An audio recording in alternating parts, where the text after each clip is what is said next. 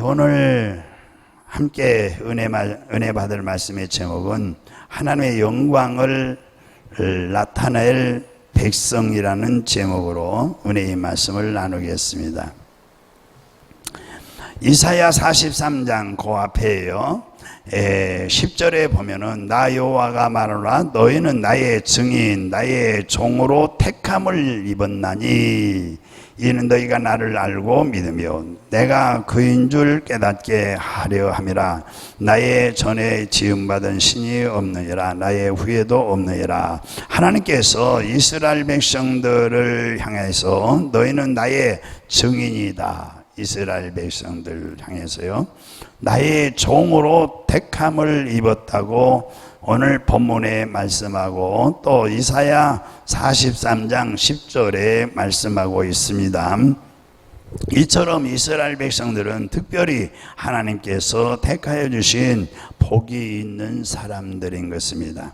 하나님께서 이스라엘 백성들에게 계명과 율법을 주셨습니다. 이렇게 주신 목적은 항상 이들이 복을 누리며 행복하게 살게 하기 위해서 이 계명과 율법을 주신 것입니다. 신명기 10장 13절 거기에 보면은 내가 오늘 내 행복을 위하여 내게 명하는 여호와의 명령과 규례를 지킬 것이니라. 내 행복을 위하여 명령과 규례를 주셨고 지키라고 하고 있습니다. 오늘 저녁에도 저와 여러분 불러서 이 자리에서 이렇게 찬양하고 또 기도하고 말씀 듣고 예배 드리는 것은 우리에게 복을 주시기 위해서 나오라고 하신 것이고, 이 말씀이 지키기 어려워도 하나님의 말씀을 주신 것은 우리에게 복을 행복을 위하여 주신 말씀인 것을 믿으시기를 바랍니다. 그런데 이스라엘 백성들은 하나님이 주신 이 계명과 율법대로 지키며 하나님이 주시는 복을 받으며 살기보다는 율법을 어기고 매를 맞으며 고난 속에 살 때가 더 많았습니다. 성경 사사기를 보면은 이스라엘 백성들이 이 사신 우상을 섬겼어요. 그리고 타락함으로 해서 또 하나님께로부터 이들이 이제 매를 맞고 고통 중에서 또 이들은 하나님 앞에 또 회개하고 부르짖고, 그 부르짖으면 하나님께서 외면하지 아니하시고 또 다시 사사를 보내요. 그래가지고 그들을 구원하시고, 이런 일들이 이 이스라엘 백성들의 삶 속에서 계속적으로 반복되는 것을 성경을 통해서 볼 수가 있는 것입니다. 오늘날 이 코로나가 왜 왔겠어요? 하나님의 말씀대로 살지 못하니까 이게 매가 온 거죠. 결국 북쪽 이스라엘은 이게 반복적인 하나님의 계명과 율례를 지키지 아니하고 반복적인 죄를 범함으로 말미암아서 이제 우상도 섬기고, 그래서 오늘날 우상이 뭐겠어요? 물질이 우상이죠. 그렇죠? 아닌 것 같아요? 물질이 우상이에요. 그래서 결국 이 북쪽 이스라엘은 어디에게 패망했느냐면은 압수르가 침략해 들어와서 이제 먼저 이 북이스라엘이 이제 패망한 것입니다. 침략을 당해서. 그들은 이제 그러니까 여기에서 우리가 깨닫게 되는 것은 사람은 누구나 내버려 두면은 모두 다 타락하게 되고 또 사신 우상을 섬기다가 멸망받게 된다는 사실을 깨닫게 되는 것입니다. 이 바벨론, 이제 남쪽에는 바벨론이, 이제 남쪽은 유다예요. 이 유다와 네 지파 두 지파인데 이 남쪽은 참 하나님을 잘 섬기다가 중간에 또 타락했어요. 여기도. 그래서 이들도 역시 하나님의 계명과 이 법도를 지키지 않았어요. 그래서 하나님께서 이 백성들을 돕지 않습니다. 우리가 하나님의 말씀을 순종치 아니하면 하나님의 도움이 끊어지는 거예요. 그러면 마귀가 점령에 들어와서 우리를 이렇게 도둑질해 가는 것입니다. 이들이 유다도 역시 마찬가지였죠. 유다는 100여 년 지난 후에, 그러니까 북이스라엘이 패망한 후 100년쯤 지나서 바벨론에게 침략을 당해요. 그리고 멸망을 당하고 이제 나라는 망하게 돼요. 참으로 이들의 하나님이 아닙니까? 하나님이 능력이 없어서 그래 된 게 아니에요. 우리도 똑같죠. 똑같아요. 자꾸 우리 하나님을 제일주의로 섬겨야 되는데 물질을 우상주의로 섬기면은 그렇게 패망할 수밖에 없는 거예요. 그래서 바벨론으로 이제 침략하니까 이 살아남은 사람들은 바벨론의 포로로 잡혀가게 되고, 여기서 이제 정말 깨닫게 되는 것은 그렇습니다. 여기 사람은 누구나 내버려 두면은 모두 다 뭐죠? 타락하게 된다. 내버려 두면은 자신 우상을 섬기다가 멸망받게 되고, 세상의 신을 섬기다가 멸망받게 되는 것입니다. 이는 사람 안에 모든 사람 똑같아요. 아담의 후손은 12절에 누가서 5장에 12절에 보면은 한 사람으로 말미암아 세상에 죄가 들어오고 한 사람으로 말미암아 이 세상에 생명이 들어왔는데, 이 타락의 근성이 있어요. 타락의 근성. 사람 안에 타락의 근성이 있어요. 그래서 유다왕 히스기야하고, 이 히스기야왕이 참으로 훌륭한 왕인데 신앙이 훌륭해요. 그런데 이 아들이 므낫세예요. 그런데 아들을 신앙 교육을 잘못 시켰어요. 신앙 교육을. 이 자녀를 신앙 교육을 잘못 시켜서 이 히스기야, 유다왕 히스기야, 그 신앙이 좋은 그 히스기야가 므낫세 그 아들 12세에 이제 왕위에 오르게 되고, 그런데 히스기야는 이 아들에게 이 신앙 교육을 잘못 시켜서 그 어린 나이에 불구하고 사신 우상을 섬기기 시작했어요. 그러니까 자녀들을 참니 신앙 교육시키는 게 쉽지 않지만은 그래요. 제가 전호동에서 있을 때 얘기했잖아요. 그 길동에 있을 때. 그 권사님이 얼마나 신앙이 좋은지, 우리 산에 기도로 올라가려면은 80이 넘으셨던가 그래요. 그런데 맨 앞에서 막 뛰어 올라가는 거예요. 돌산을. 넘어지도 않고, 우리는 조심하라 해도 막 기운이 왕성해서. 근데 그 권사님이 이제 연세가 많아서 돌아가셨어요.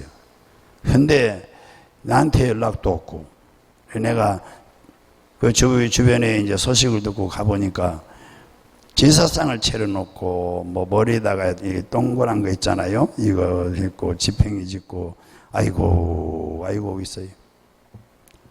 그러니까 참 이 자녀 신앙 교육시키기가 어렵지만은 정말 이 기도 많이 해야 되겠다라는 것이죠. 여기도 마찬가지죠. 히스기야 왕 아들 므낫세가 12세 때부터 이 사신 우상을 섬긴 거예요. 그래서 못된 짓을 많이 했어요. 그도 역시 결국 하나님의 진노를 받아서 포로로 잡혀가게 되었습니다. 하나님이 눈에 보이지 않고 손에 잡히지 않는다고 하나님이 없다. 그러면은 완전 타락하는 거예요. 사람은 내버려 두면은 하나님을 이렇게 떠나게 돼 있어요. 내버려 두면은 떠나는 거예요. 그러나 저는 그래서 이 내버려 두면 떠나는데, 오늘날 이 코로나 때문에 내버려 둘 수밖에 없는 거예요. 교회 나오라면은 그렇잖아요. 나오라고 하면 뭐라고 그래요? 대답은 하지만은 좋지 않죠. 표정이 별로 좋지 않아요. 내버려 두면은 이제 가지가 저절로 뭐죠? 말라지는 거예요. 심령이 메말라져서 교회 올 생각이 없어요. 예수 믿을 생각도 없고 그래 되는 거예요. 오늘 사람들을 내버려 두면은 하나님을 떠나게 돼 있어요. 그러나 예수님을 믿는 저와 여러분 안에는 다행히 뭐가 있어요? 보혜사 성령님이 계세요. 보혜사 성령님이 우리와 함께 영원히 같이 있는다고 그러는데, 이 성령께서 함께 하시고 믿음으로 살 수 있도록 인도하여 주심으로 우리가 죄를 이기고 세상을 이기고 살아가는데, 문제는 성령님은 이렇게 기도를 해야 역사가 일어나는 것입니다. 함께 하시고 도와주시는 겁니다. 기도해야. 만일 성령의 인도하심과 보호하심이 없다면은 저와 여러분, 그러니까 이 소극적인 신앙생활을 할 수밖에 없어요. 소극적인 신앙생활. 그래서 그들과 같이 함께 타락할 수밖에 없어요. 항상. 기도가 없으면 타락합니다. 기도가 없으면. 저는 그래서 기도를 강조하는 목사님이에요.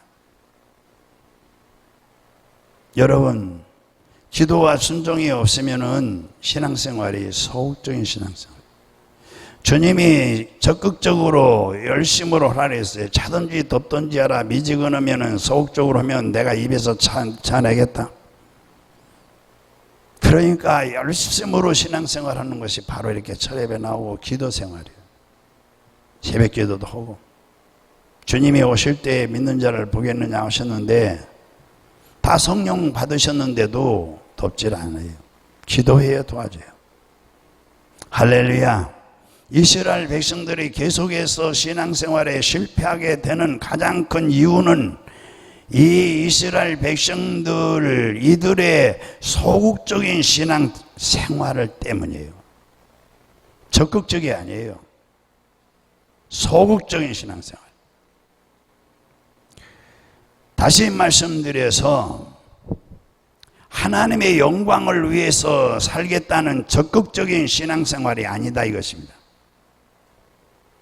그러면 뭡니까? 그저 자기 자신만 생각하는 소극적인 신앙생활을 계속했다 이것입니다. 그러니까 교회에 왜 나가느냐?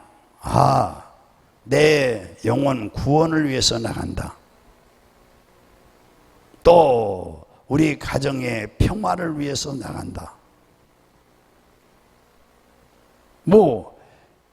하나님을 영광을 위해서 내가 예수를 믿는다는 것이 아니에요.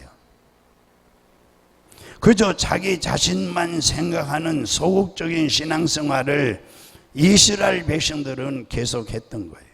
그러니까 다른 우상도 갖다 놓고 복 준다 그러고, 마찬가지로 오늘날 소극적인 신앙생활하는 사람이 교회에 너무 많아요.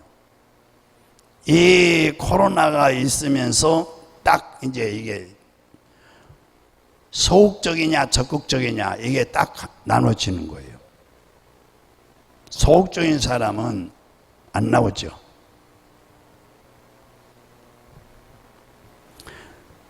오늘날 그렇습니다. 예수 믿어 구원 받으면 됐지 지나치게 믿을 필요가 없다는 아니런 생각을 하는 분들이 많이 있어요. 그래서 한 주일에 한 번 교회에 나와서 예배 드리고 11조 드리고 약간의 봉사를 하면 된다는 생각, 이게 소극적인 생각이에요. 물론 타락한 기독교인들보다 모범적인 교인일 수도 있습니다. 그러나 단지 믿기 때문에 교회에 나와주는 이런 사람들에게 흔히 찾아볼 수 있는 특징을 몇 가지 생각해 봤어요. 첫째는 이 소극적인 신앙생활하는 사람의 특징이요. 첫째, 형식적인 기독교인이 되고 마는 거예요. 형식적인. 그래야 기도를 안 해요. 우리는 기도해야 내 안에 성령이 계시고 성령이 역사하고 우리는 하나님의 은혜가 충만하게 임하는 거 아니에요. 그리고 기도는 내 힘으로 산다는 게 아니라 주님의 힘으로 산다는 거 아니에요. 두 번째는 하나님 앞에 엎드려 깊이 1시간, 2시간 간절히 기도지 않아요. 기도가 형식적이에요. 기도지 않습니다. 정말 어려운 일 당해도 기도지 않습니다. 병이 있어도 기도지 않습니다.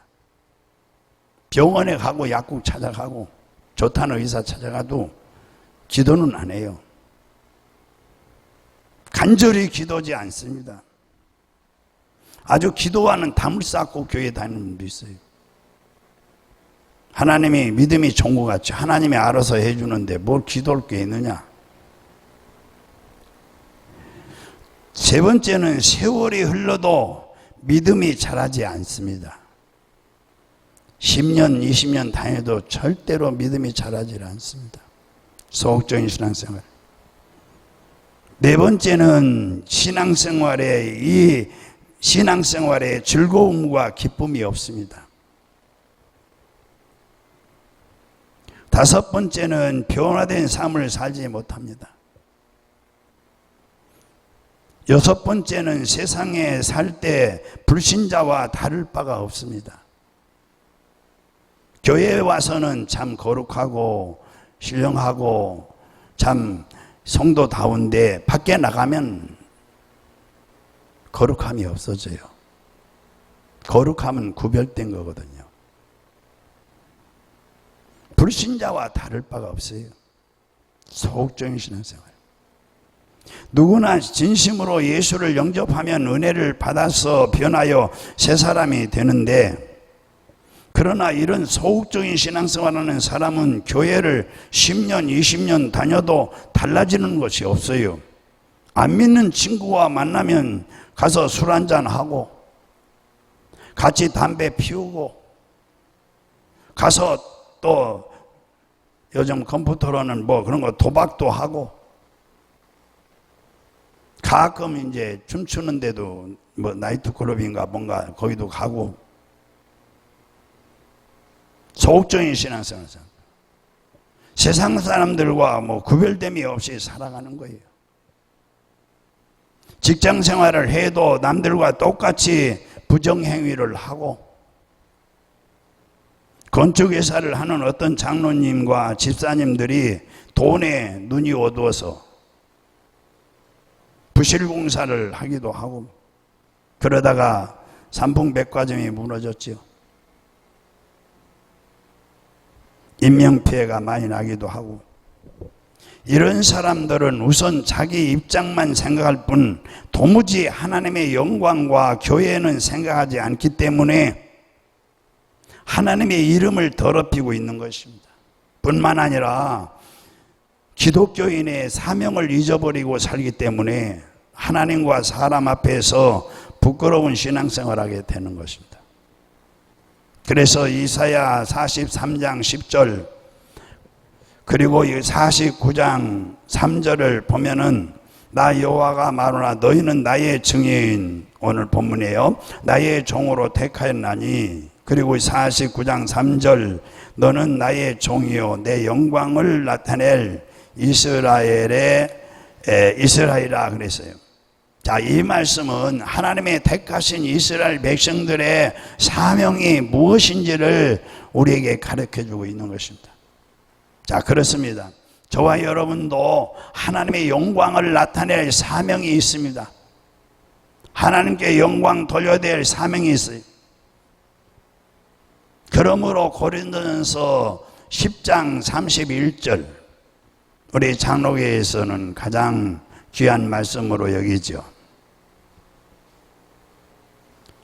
너희가 먹든지 마시든지 무엇을 하든지 다 하나님의 영광을 위하여 하라 권면하고 있습니다.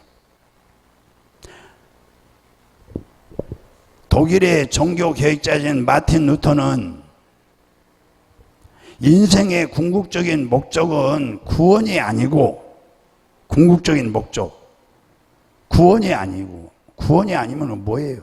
구원이 아니고 하나님께 영광을 돌리는 것이다. 이게 궁극적인 목적이라 그랬어요. 영광을 돌리는 것이다.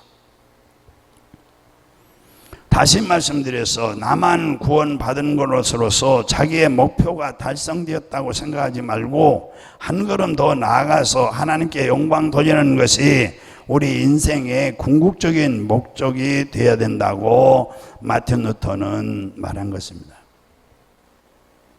그러면 우리 장로교에 가장 중요한 교리가 있어요. 교리는 무슨 교리죠? 웨스트민스터예요. 우리 한번 해봅시다. 시작. 웨스트민스터.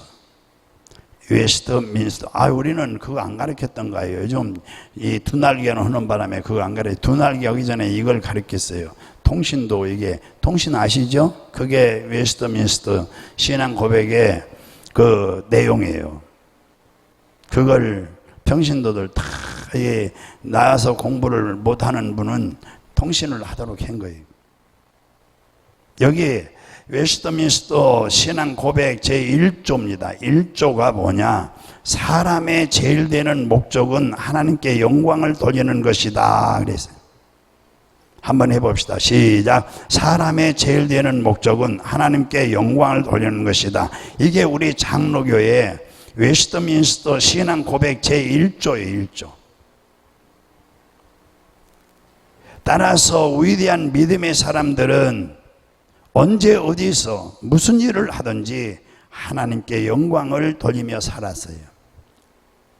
뭐 코로나가 온다고 여러분들이 지금 나서 예배 드리는 거 기본적인 거잖아요.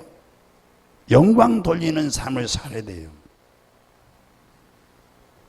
예수님께서 부활 승천하시면서 하늘과 땅의 모든 권세를 내게 주었으니 그러므로 너희는 가서 이 28장 18절에 20절에 있는 말씀이요. 가서 모든 족속으로 제자를 삼아 아버지와 아들과 성령의 이름으로 세례를 주고 내가 너에게 분부한 모든 것을 가르쳐 지키게 하라. 볼지어다 내가 세상 끝날까지 너희와 항상 함께 있으리라 하시니라.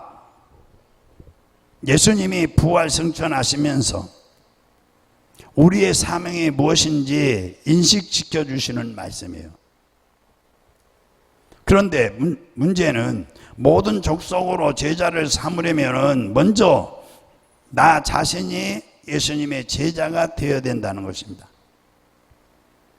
그런데 실제로 많은 기독교인들이 교회에 나와 예수 믿어 구원받고 축복받겠다고는 하지만 제자가 되겠다는 사람은 매우 적어요. 예수님의 내가 제자가 되겠다는.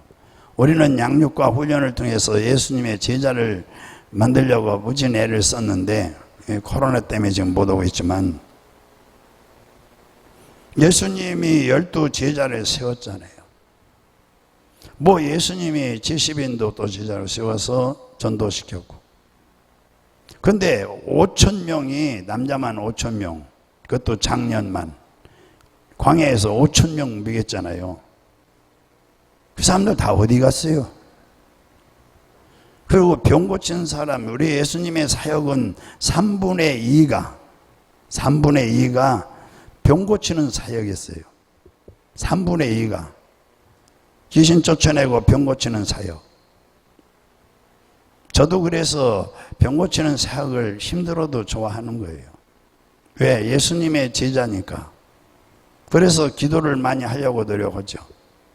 새벽에도 1시 반에서 2시 사이에 내가 일어나서 기도를 시작하는 거예요. 그렇지 않으면 귀신이 나가질 않아요.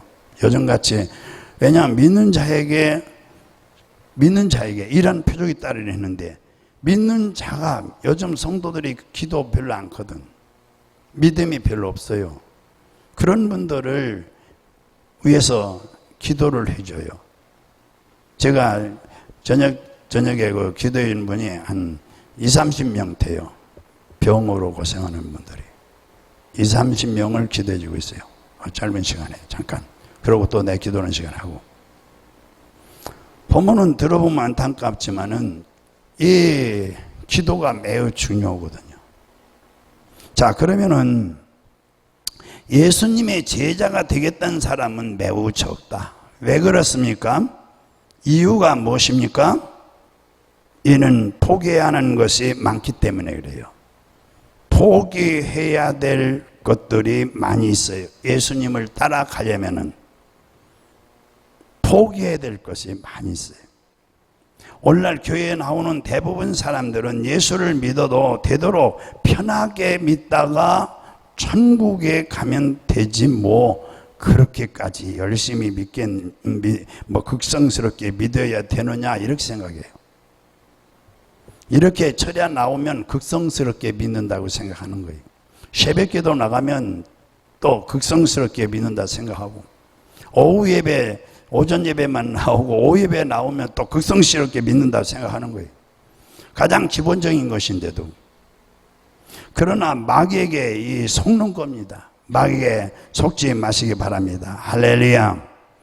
마가복음 10장 28절에 30절에 보면은 베드로가 예수님에게 우리가 모든 것을 버리고 주를 쫓았다 그랬어요. 아주 베드로는 자신 있게 얘기했어요. 그런데 이 버려야 될 것들이 많으니까 예수님의 제자를 하기가 힘들다 이거죠. 이때 우리 예수님께서 그랬어요. 이 베드로에게 나와 및 복음을 위하여 집이나 형제나 자매나 어미나 아비나 자식이나 전토를 벌인 자는 금세에 있어 집과 형제와 자매와 모친과 자식과 전토를 100배나 받되 핍박을 겸하여 받는다 그래서 핍박을. 그러니까 제자가 되기가 좀 껄끄러우다 이거죠. 핍박도 받아야 되고 가족들한테 제일 먼저 핍박을 받는다 이거죠. 극성맞게 믿으면은 내세의 영생을 받지 못할 자가 없느니라 그랬어요. 자, 이 말씀은 신실하신 주님의 약속인 것입니다. 오늘날 코로나가 역사할 수밖에 없는 거죠. 신실한 신자가 많지 않으니까. 아주 코로나가 사람 속에 들어있습니다. 틀렸어요? 코로나가 사람 속에 들었으니까 전부 입 틀어막고 있잖아요. 성도들이 하도 복음 전하지 않으니까 전부 입 틀어막았다고 그러더라고. 그래서 입 틀어막네. 어떤 목사님이 그러시더라고. 교인들이 하도 전도 안 하니까 입 다 틀어막아 버렸다고 하나님이.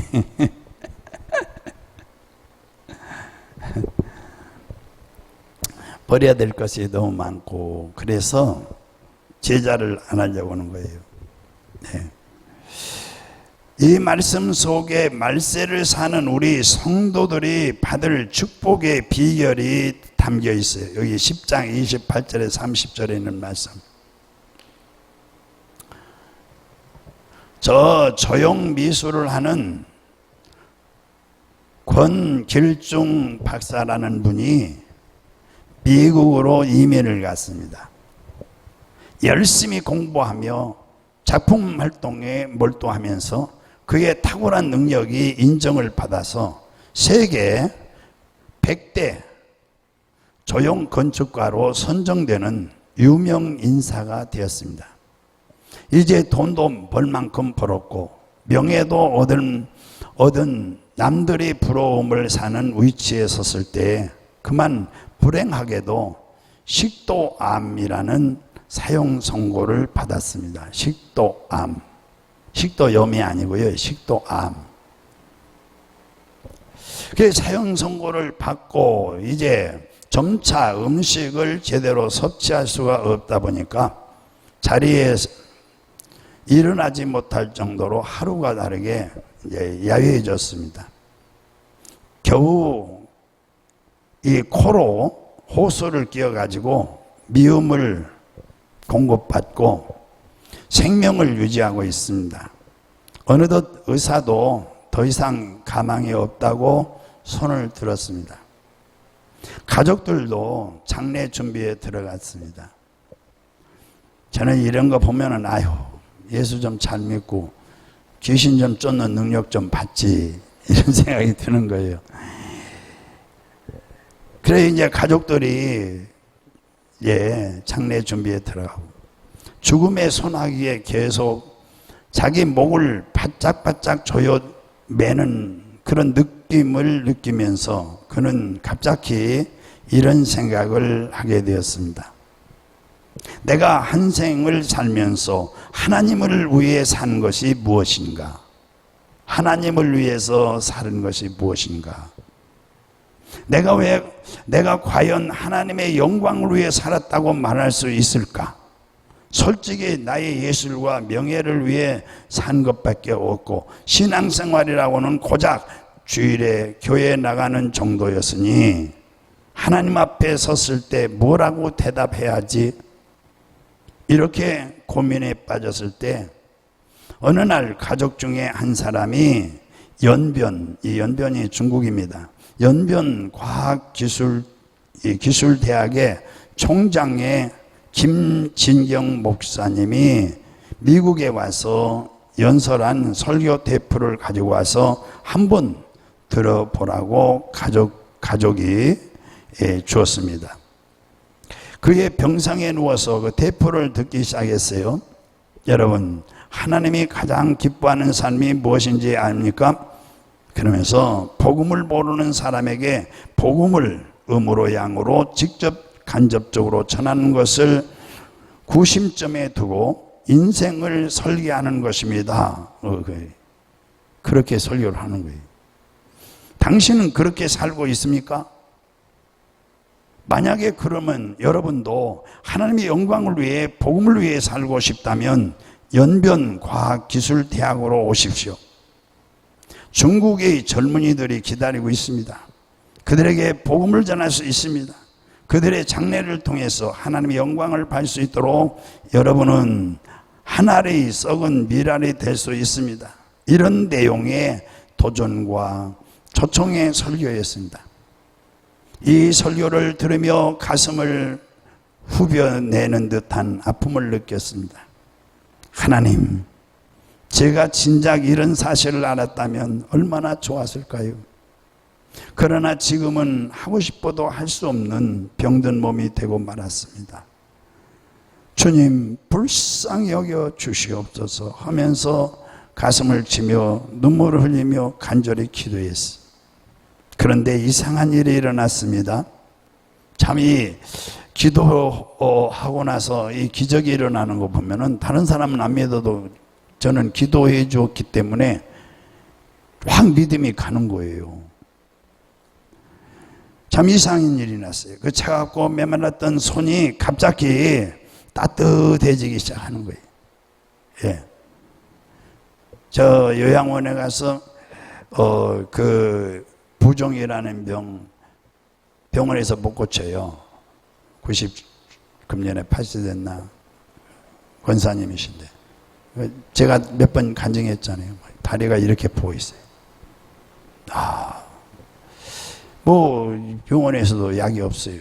그런데 믿음을 가지고 기도했어요. 했더니 요 팔뚝까지 이게 정상으로 돌아온 거예요. 이야, 신기해요. 이제 요양사 선생님들이 사진 좀 찍어 놓을 걸 그렇게 딱 하면서 아쉬워해요. 이분도 참 이상한 일이 일어났어요. 그 차갑던 메말랐던 손이 갑자기 따뜻해져서 그 얘기가 따뜻한 거. 그 권사님이 내가 손을 이렇게 얹고 기도면 이 손이 목사님 손이 불덩어리 같다라는 거예요.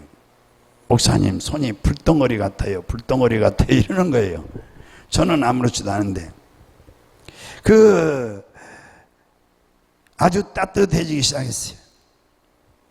무언가 먹고 싶은 생각이 자꾸 들었습니다. 그는 가족들에게 자신을 일으켜 앉혀달라고 한 후에 몸에 달린 호수를 빼버리고 정신없이 미움을 먹기 시작했습니다. 그리고 며칠 후에는 의사들도 잠깐 놀랄 정도로 몸이 많이 회복되었습니다. 의사들도 이구동성으로 어떻게 이런 기적이 일어나는지 모르겠다는 거예요. 참으로 연구 대상이라는 거예요. 연구 대상. 하나님이 하시는 일은 이렇습니다. 할렐루야. 어느 정도 거동이 이제 가능해지자 가방을 싸들고 부인과 함께 연변으로 갔습니다. 그는 연변과학기술대학의 건축과 교수로 일하게 되었습니다. 이처럼 하나님의 영광을 위해 살겠다고 다짐한 그에게 기적이 일어난 것입니다. 할렐루야. 날마다 기쁨이 충만한 가운데 하나님을 위해서 남은 생을 봉사하고 있다는 사실입니다. 저 미국의 시카고에 가면, 이건 제가 가끔 간증을 했는데요. 윌로크릭, 이 윌로크릭이라는 큰 교회가 있습니다. 이 윌로크릭 교회는 전 세계의 교회가 주목하고 있는 미국에서 가장 앞서가고 부흥되는 교회입니다. 그런데 이 교회는 본래 이렇게 큰 교회가 아니었습니다. 이 교회가 아주 큰 교회로 세워지게 된 역사적 이야기가 있어요. 그 도시에 이 릭이라는 젊은 사업가가 있었습니다. 이 사람은 돈을 벌기만 했지 도무지 쓸 줄을 모르는 구두쇠로 소문난 사람입니다. 그의 나이 60이 되었을 때 점점 인생이 허무하게 느껴졌습니다. 그동안 돈을 많이 벌었지만은 죽으면, 그렇죠, 죽으면 이 몸은 무덤으로 가고, 해봅시다. 내 몸은 무덤으로 가고 내 영혼은 어디로 갈까? 음부로 갈까? 천국으로 갈까? 우리야 천국 가겠죠. 낙원으로 가겠죠. 이 닉이라는 사람은 아직 예수를 믿지 않잖아요. 그리고 이런 걸 생각 못 하죠. 이제 예수 믿어야 몸은 흙으로 가고 영혼은 천국이냐 음부냐 지옥이냐 이제 결정되는구나, 이거 알게 되죠.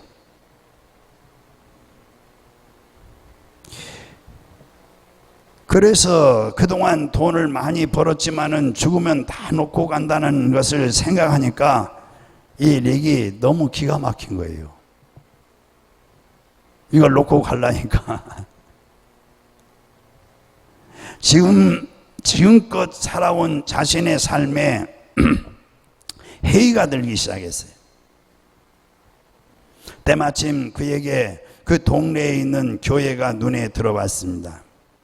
별로 크지 않은 교회였지만 사람들도 많이 나왔고 교회 예배를 드리고 나오는 교인들의 표정도 밝고 좋아 보였습니다. 그래서 우리 교인들 나갈 때 웃으면서 나가십시오. 요 밑에 사람들이 뭐 바글바글 하니까 저 밑에 내려가면 인상 쓰면 내려가지 마시고 그래서 그 교회에 구경 갈 마음을 갖게 된 거예요. 어쩌면 사람들이 저렇게 표정이 밝으냐. 그래서 저 교회 좀 한번 가봐야 되겠다. 어쩌면 저렇게 즐겁게 살 수 있냐. 하루는 그 같이 가서 앉아 있는데 사람들이 즐겁게 찬송을 부르고 기도하는 것을 보니 자기와 전혀 다른 사람 같다는 생각이 들었습니다. 그 사람들은 자기보다 가진 돈도 없는 것 같은데 무엇이 그리도 즐거운지 기쁨이 넘쳐 보였어요. 그 이유를 생각해 보니 그들에게는 자신에게 없는 믿음이 있었습니다. 그리고 자신에게 없는 사랑이 있었습니다. 예수 그리스도가 있었습니다. 하나님이 있었습니다. 우리 아멘 좀 합시다. 간증이지만 죽는다 해도 천국에 가는 소망이 있었습니다. 그는 정신을 차리고 자신도 하나님을 믿겠다고 결심했습니다. 그때부터 그는 교회에 출석해서 열심히 예배를 드리기 시작했습니다. 시간이 지나갈수록 그의 마음도 차츰차츰 새롭게 변화되기 시작했습니다. 강팍한 마음, 인색한 마음, 교만한 마음이 서서히 사라져갔습니다. 그리고 교회를 둘러보게 되었습니다. 화려하게 잘 지어놓은 자신의 회사에 비해서 교회는 너무나도 초라했습니다. 그는 마음속으로 성전을 다시 지었으면 좋겠다는 생각을 했어요. 하루는 목사님을 찾아가서 자신의 생각을 말씀드렸습니다. 그러나 목사님으로부터 교회를 새로 지을 만한 재정이 많지 않다는 이야기를 들었습니다.